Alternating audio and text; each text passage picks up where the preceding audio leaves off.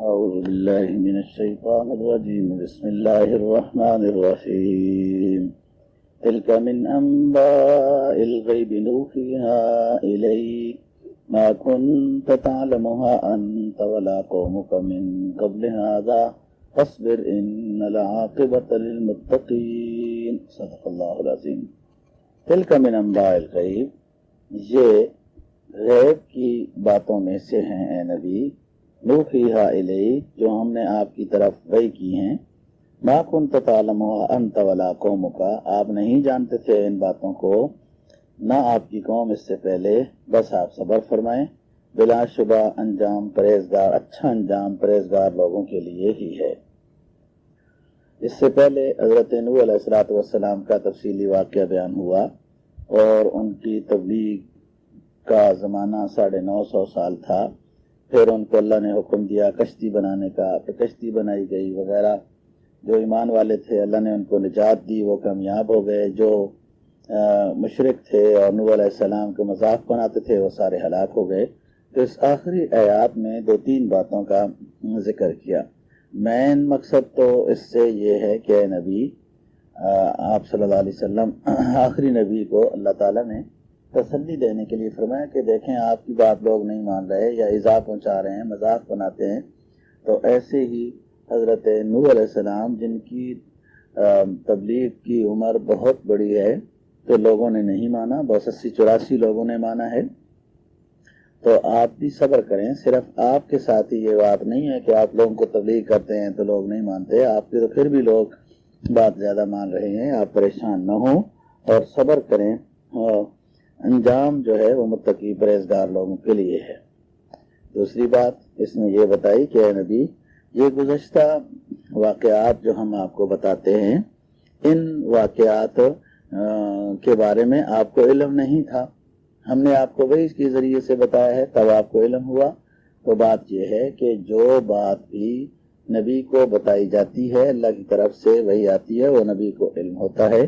جب کسی چیز کی خبر نہ دی جائے تو وہ نبی کو معلوم نہیں ہوتا۔ تیسری بات یہ ہے کہ قرآن مجید سابقہ کے واقعات مسلسل بیان کرتا ہے، ہر طرح کے پیغمبروں کے واقعات بیان کیے ہیں، اور اس میں مقصد یہی ہوتا ہے کہ ان لوگوں کو جو موجود ہیں ان کو یہ واقعات سنائیں تاکہ لوگ ان واقعات سے عبرت حاصل کریں، نصیحت حاصل کریں۔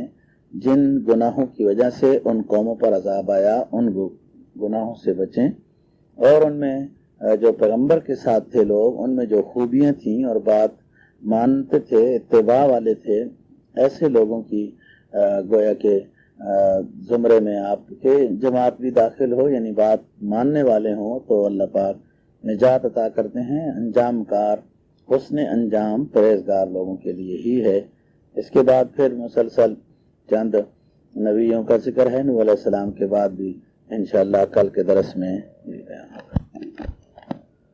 اعوذ باللہ من الشیطان الرجیم بسم اللہ الرحمن الرحیم وَإِلَىٰ عَادٍ أَخَاهُمْ هُودًا قَالَ يَا قَوْمِ اعْبُدُوا اللَّهَ مَا لَكُم مِّنْ إِلَٰهٍ غَيْرُهُ إِنْ أَنتُمْ إِلَّا مُفْتَرُونَ يَا قَوْمِ لَا أَسْأَلُكُمْ عَلَيْهِ أَجْرًا إِنْ أَجْرِيَ إِلَّا عَلَى الَّذِي فَطَرَنِي أَفَلَا تَعْقِلُونَ وَيَا قَوْمِ اسْتَغْفِرُوا رَبَّكُمْ ثُمَّ تُوبُوا إِلَيْهِ يُرْسِلِ السَّمَاءَ عَلَيْكُمْ مِدْرَارًا وَيَزِدْكُمْ قُوَّةً إِلَىٰ قُوَّتِكُمْ وَلَا تَتَوَلَّوْا مُجْرِمِينَ قَالُوا يَا هُودُ مَا جِئْتَنَا بِبَيِّنَةٍ وَمَا نَحْنُ بِتَارِكِي آلِهَتِنَا عَن قَوْلِكَ وَمَا نَحْنُ لَكَ بِمُؤْمِنِينَ إِن نَّقُولُ إِلَّا اعْتَرَاكَ بَعْضُ آلِهَتِنَا بِسُوءٍ قَالَ إِنِّي أُشْهِدُ اللَّهَ وَاشْهَدُوا أَنِّي بَرِيءٌ مِّمَّا تُشْرِكُونَ من دونه فكيدوني جميعا ثم لا تنظرون صدق اللہ العظیم۔ وَإِلَىٰ عَادٍ أَخَاهُمْ هُودًا، اور ہم نے قوم عاد کی طرف ان کا قومی بھائی حضرت ہود علیہ السلام کو پیغمبر بنا کے بھیجا۔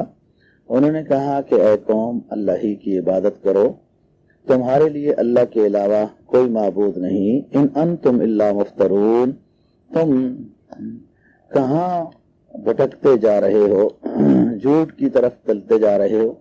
یا قوم لا اسألکم علیہ اجرا، اے قوم میں تمہارے سے اس تبلیغ کے اوپر کوئی اجرت نہیں مانگتا۔ ان اجری الا علی الذی فطرنی، میری اجرت نہیں ہے مگر اس ذات کے اوپر ہے جس نے مجھے پیدا کیا ہے۔ کیا تم پھر بھی نہیں سمجھنا چاہتے؟ وَيَا قَوْمِ اسْتَغْفِرُوا رَبَّكُمْ ثُمَّ تُوبُوا إِلَيْهِ يُرْسِلِ السَّمَاءَ عَلَيْكُمْ مِدْرَارًا، اے قوم اپنے رب سے گناہوں کی معافی مانگو، پھر اسی کی طرف رجوع کرو، وہ تمہارے اوپر آسمانوں سے موسلادھار بارش برسائے گا اور اضافہ کرے گا تمہارے اندر قوت پر قوت کو، اور نہ روگردانی کرو مجرم بن کر۔ قوم کہنے لگی، اے ہود ما جئتنا ببینہ، تم ہمارے پاس کوئی سندی، کوئی دلیل ہی نہیں لے کے آیا، تو ہم صرف اتنی آپ کی باتوں کی وجہ سے اپنے الہوں کی باتنما عبادت کو نہیں چھوڑیں گے۔ وما نحن لک بمؤمنین، اور ہم آپ کو نہیں مانتے۔ پھر کہنے لگے، ان نقول الا اعتراک بعض آلہتنا بسوء، کہ ہم سمجھتے ہیں کہ ہمارے معبودوں میں سے کسی ایک نے آپ پر آسیب کر دیا ہے۔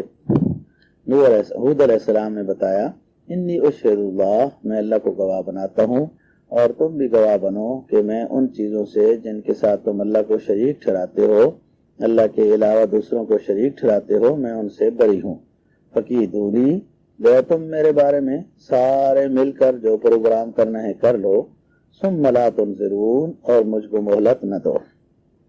یہاں حضرت ہود علیہ السلام کی قوم کا ذکر ہے۔ حضرت نوح علیہ السلام کی جو باغی قوم تھی، سرکش اور مشرک، ان کو ہلاک کر دیا گیا۔ پھر اس کے بعد حضرت نوح علیہ السلام کی کشتی میں جو سوار تھے 80-84 آدمی، یہ نجات پا گئے، اور پھر حضرت نوح علیہ السلام اور آہستہ آہستہ یہ ان کے جو ماننے والے تھے یہ سارے فوت ہوتے گئے، اور صرف حضرت نوح علیہ السلام کے 4 بچے رہ گئے، جن میں سے نسل انسانی دوبارہ اشاعت ہوئی۔ اسی وجہ سے نوح علیہ السلام کو آدم ثانی کہتے ہیں۔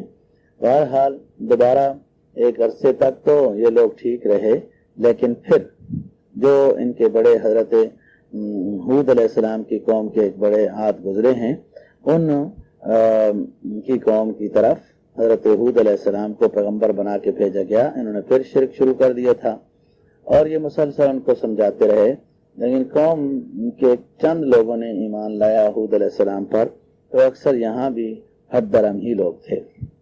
انہوں نے کہا، دیکھو اللہ کے علاوہ کوئی معبود نہیں، تم کہاں بھٹکتے جا رہے ہو، میں کوئی پیسے تو نہیں مانگتا ہوں، اللہ کی طرف رجوع کرو اور استغفار کرو۔ استغفار کی بہت فضیلت ہے، اللہ راضی ہو جاتا ہے، گناہوں کو معاف کرتا ہے۔ اس کی جب رضا ہو جاتی ہے پھر موسم کے مطابق بارشیں ہوتی ہیں۔ موسم کے مطابق بارشیں ہونا اس میں اللہ کی رضا کی دلیل ہوتی ہے، اور قوت میں اضافہ ہوتا ہے۔ چنانچہ ایک واقعہ آتا ہے کہ حضرت موسیٰ علیہ السلام نے اللہ تعالیٰ سے پوچھا کہ اللہ آپ راضی کب ہوتے ہیں، اس کی علامت کیا ہے، کیسے پتہ چلتا ہے؟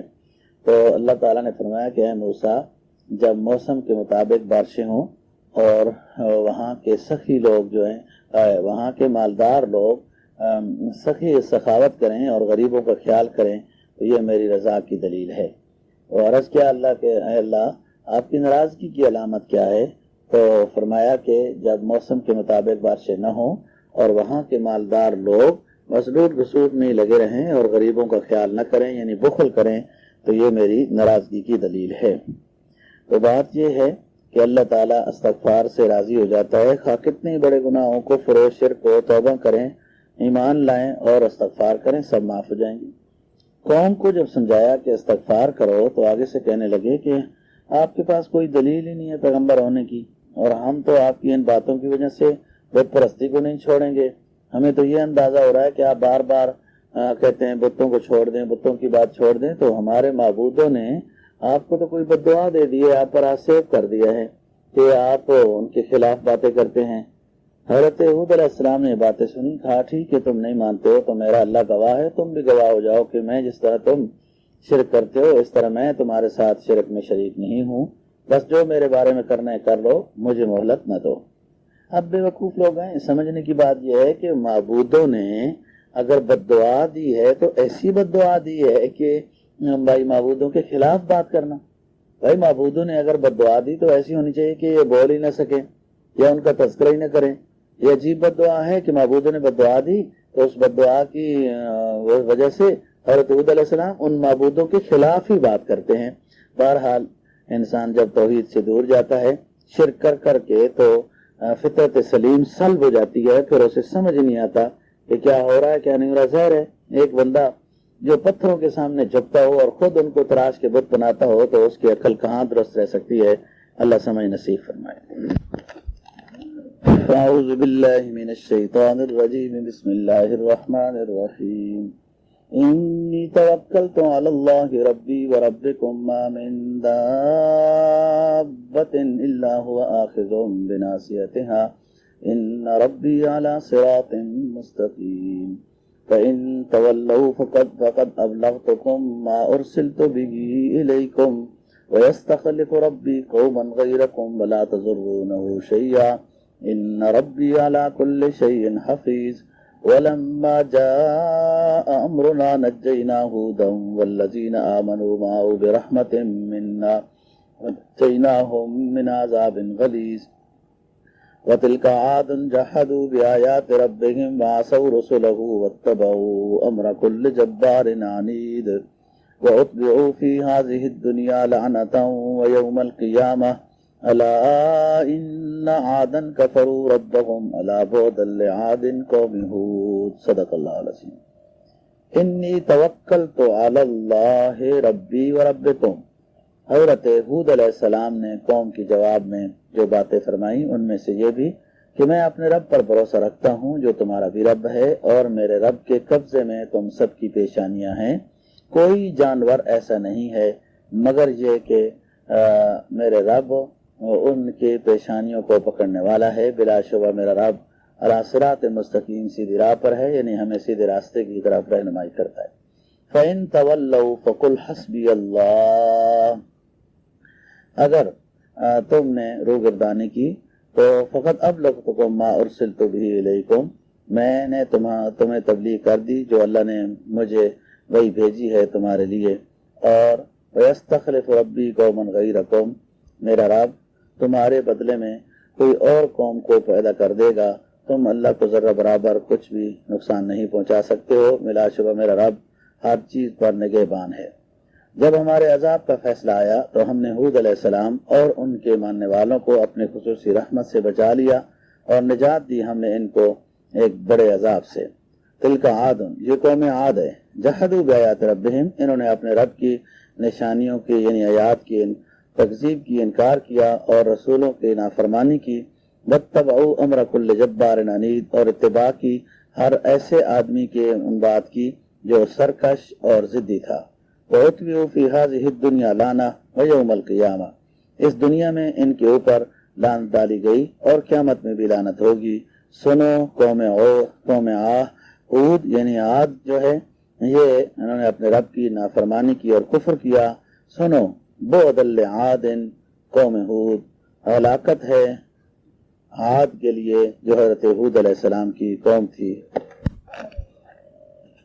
حضرت ہود علیہ السلام نے قوم کو کہا کہ مجھے اپنے رب کے اوپر بھروسہ ہے جو تمہارا بھی رب ہے اور تم سب میرے رب کے قبضے میں ہو. وہ ہر کسی کی پیشانی سے پکڑے گا، قیامت کے دن پیشانیوں سے پکڑ کے لایا جائے گا. بلا شبہ سیدھے راستے کی رہنمائی کرتا ہے. میں تمہیں جو میرے رب نے وحی کی ہے میری طرف، میں تمہیں تبلیغ کر رہا ہوں.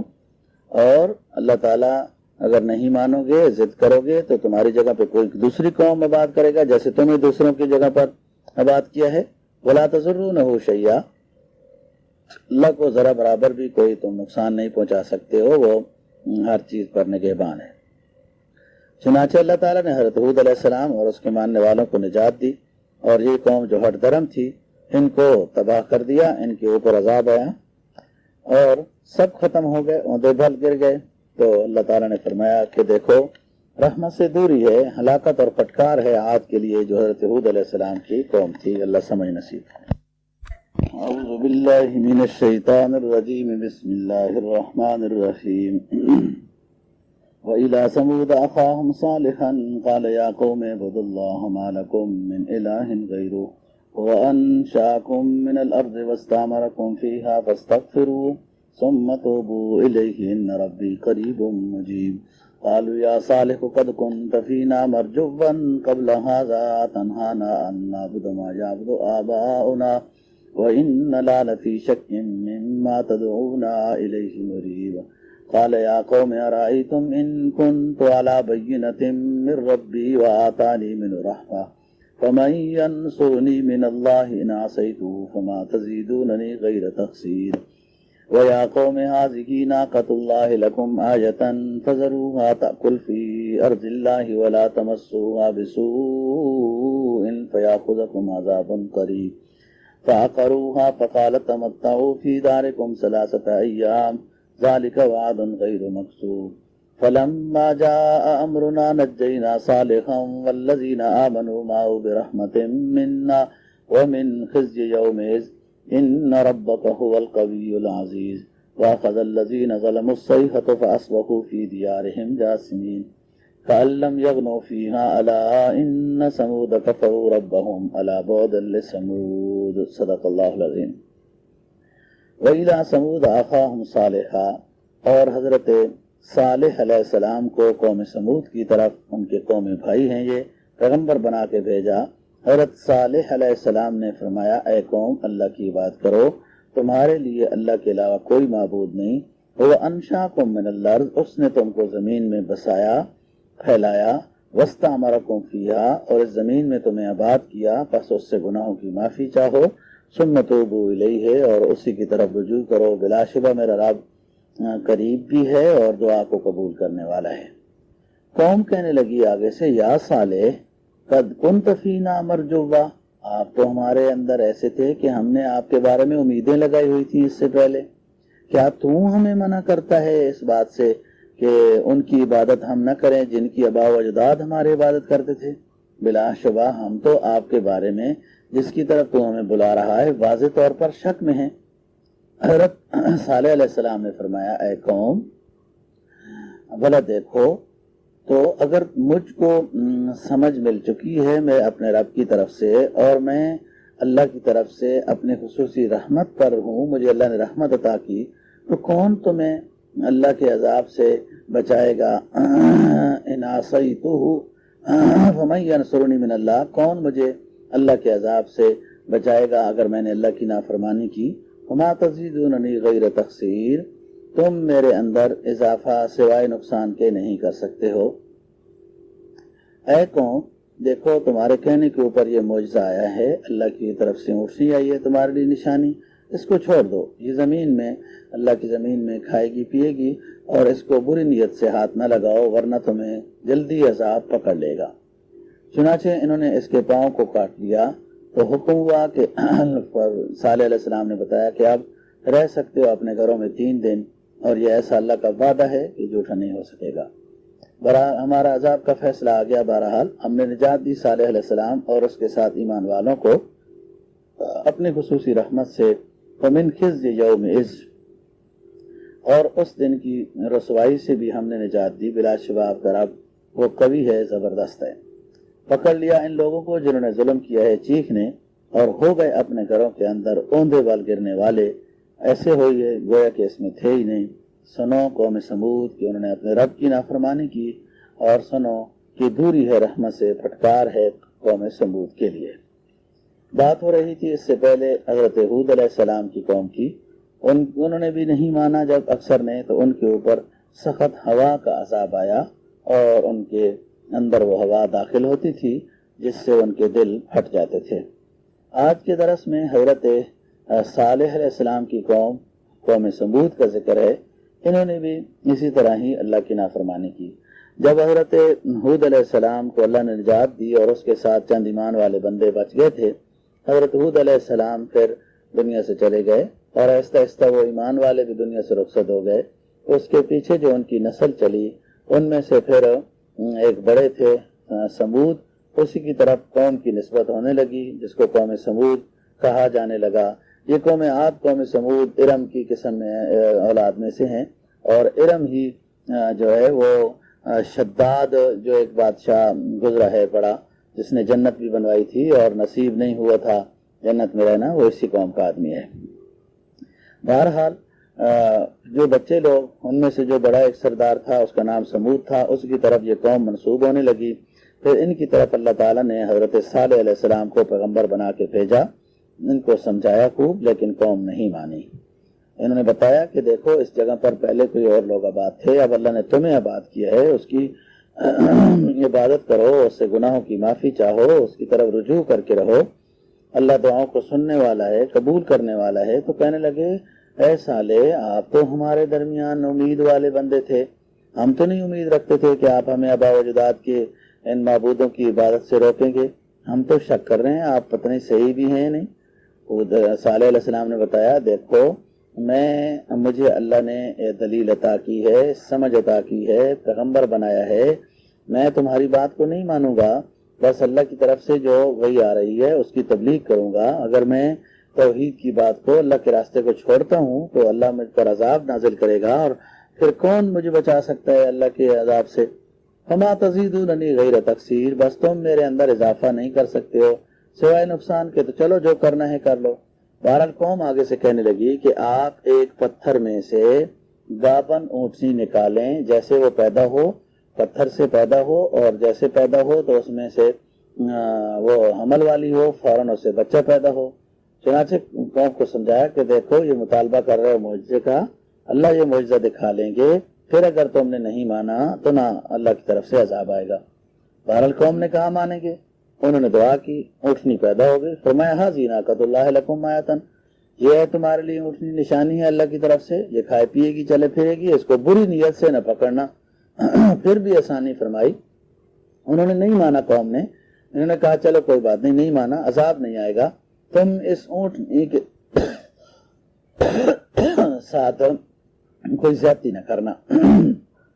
چنانچہ ایسا ہی ہوا کہ شروع میں تو چلتے رہے، اور یہ اونٹنی آزمائش تھی، بہت زیادہ کھانا کھاتی تھی، بہت چارہ کھاتی تھی، پانی زیادہ پیتی تھی، پھر باریاں مقرر کر دی گئیں۔ ایک دن لوگ جو ہے اپنی مویشیوں کو اس کو ایسے پانی ڈالیں گے، دوسرے دن جو ہے وہ اونٹنی پانی پیے گی۔ لیکن کچھ عرصہ چلنے کے بعد ایک عورت نے چند بندوں کو تیار کیا کہ اس کو ختم کرو۔ چنانچہ اونٹنی کے پہلے کور کاٹے گئے، پھر وہ خون بہنے لگ گیا، اونٹنی پر وفات آ گئی۔ تو حضرت صالح علیہ السلام نے لوگوں کو سمجھایا کہ اب اللہ کا عذاب آئے گا، تم 3 دن اپنے گھروں میں رہو، اب پکڑے جاؤ گے۔ چنانچہ 3 دن کے بعد ایک چیخ آئی، اس چیخ میں یہ سارے سرکش جو ہے ہلاک کر دیے گئے۔ حضرت صالح علیہ السلام اور ان کے ساتھ جو ایمان والے لوگ تھے اللہ نے ان کو بچا دیا، اور باقی سارے جو مشرک کافر تھے جن اونٹنی کے ساتھ زیادتی کرنے والے تھے، وہ سارے کے سارے ایک چیخ کی وجہ سے ان کے دل پھٹ گئے اور گر گئے اوندے منہ کے بل، کألم یغنوا فیہا، گویا کہ اس کے اندر وہ رہتے ہی نہیں تھے، ایسے ختم ہوئے۔ سنو قوم سمود نے اللہ کی نافرمانی کی، کفر کیا، تو ان کے لیے رحمت سے دوری ہے، پھٹکار ہے۔ قوم سمود کے لیے اللہ تعالیٰ سمجھ نصیب فرمائے۔